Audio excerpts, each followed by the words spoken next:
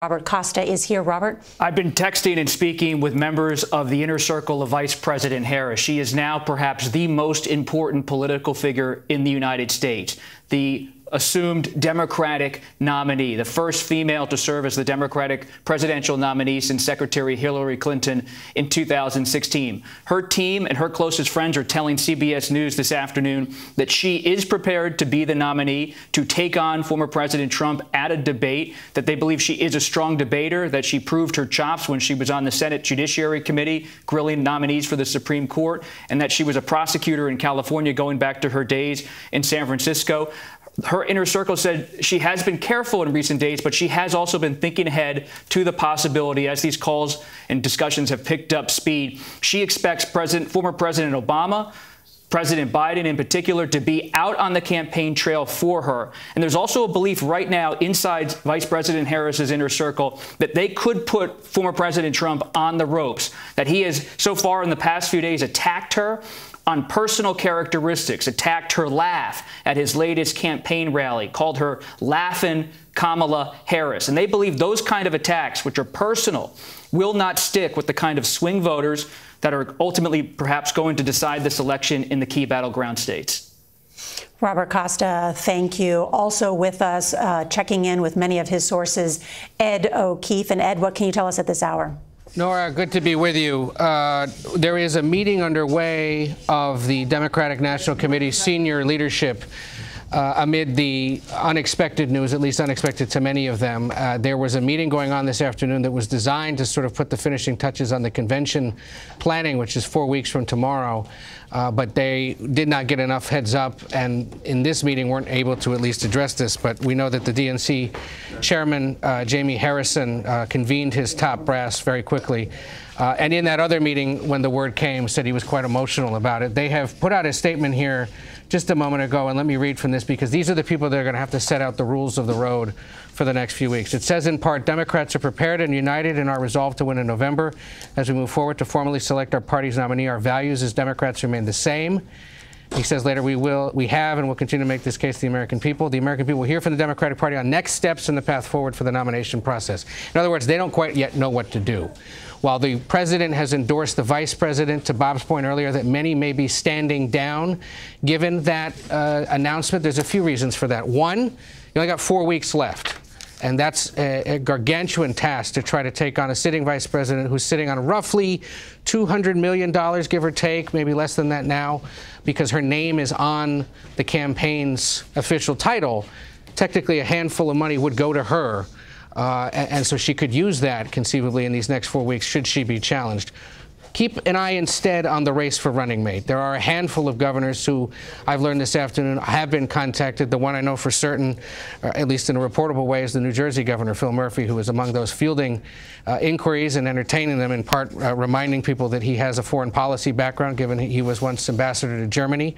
Others that will be considered include the governors of Kentucky, Andy Beshear, Pennsylvania, Josh Shapiro, potentially Gretchen Whitmer of Michigan, and governor of Illinois, J.B. Pritzker, is the kind of guy that if he really wanted to, could cut himself a $200 million check and mount a challenge himself. But the early word from his staff is they didn't know either. We do now know also, Nora, real quick, that he did inform at least a handful of people before this letter went out over social media. There was one senior party official who said he got a call from someone close to the president, made clear he was going to do this and intended to nominate or to endorse the vice president. So there was some early heads up given to a small handful of senior party leadership responsible for the order of things, raising money, operations and whatnot. We know over at the White House, however, that many staffers learned about this the way the rest of the world did over social media. Nora. And let me ask you about this, Ed, and I think we could all sort of discuss this. It's my understanding, though, that the rules at the convention, President Biden cannot simply transfer the nomination to his running mate.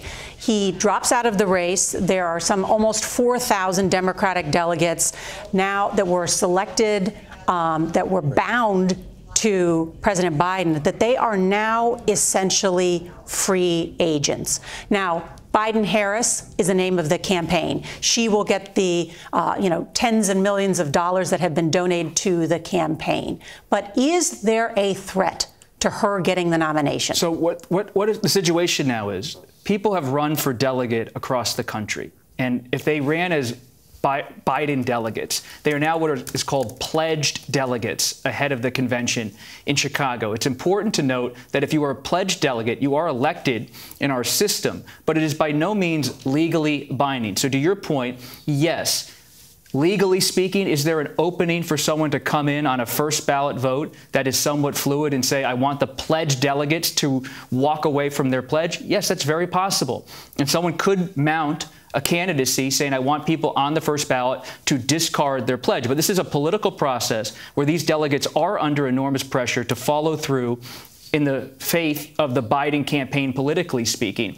And if President Biden is now directing his delegates, essentially, to go with Vice President Harris, they could move in a different direction. But there's no one now making a move against Vice President Harris, and it would take a real insider who could pull and yank pledged delegates away from President Biden's decision. And remember, these people who run for delegates are the most loyal Democrats to Biden in the country. So to your point, it is possible someone could challenge her, but not likely. And you have called this political suicide, Margaret, based on what people have said to you. Who would challenge what could be the first black woman and Asian American to become president of the United States? What would that mean for the disunity that already exists in the Democratic Party? Is there a collective thought that they must now unite as a party in order to defeat Donald Trump? There is a desire to take this public embarrassment that has been the past 3 weeks of disarray and dispute within the party, and in the next 3 weeks be able to clean it up so that at the convention they can shift the conversation to unity and to messaging. They just saw a very well-orchestrated Republican National Convention and a message of Republican unity there after, during a primary where the Republicans were not united. So the emphasis here from those I've spoken to so far is at least there is the intention to try to make this about issues, to try to make this about next generation, about fresh blood, about understanding, and that there's a lot of focus on who that vice presidential selection would be to join Kamala Harris on this ticket. Bob made a great point earlier in terms of that backbone of the Democratic Party, black women. And that is about really leaning into the strength there, not wanting to in any way undercut the vice president. But they know they have a problem with the working class, the white working class male vote. There is going to be a real focus on trying to bring that in. When we talk about some of these names that are being floated, whether it's the Kentucky governor, Andy Beshear, or the governor of Pennsylvania, Josh Shapiro, those are states where there is this emphasis on can they speak to that vote. You see their possible vice presidential picks. This is speculative at this point. It is going to be Kamala Harris. Well, it's more than speculative. It's already happening. We're getting reporting at CBS News, someone close to Vice President Harris telling CBS they would like to see Michigan Governor Gretchen Whitmer picked as the vice presidential nominee. This is one of her longtime allies to double down as a female ticket against former President Donald Trump, who has been found liable of rape in civil court, who has had different allegations thrown at him in many decades. So there's already a feverish activity behind the scenes to get people on the ticket. This is tough. This is a compressed time window, and it's amazing to me how just within minutes people are setting up their camps to try to get on the ticket. But we have to come back to the point.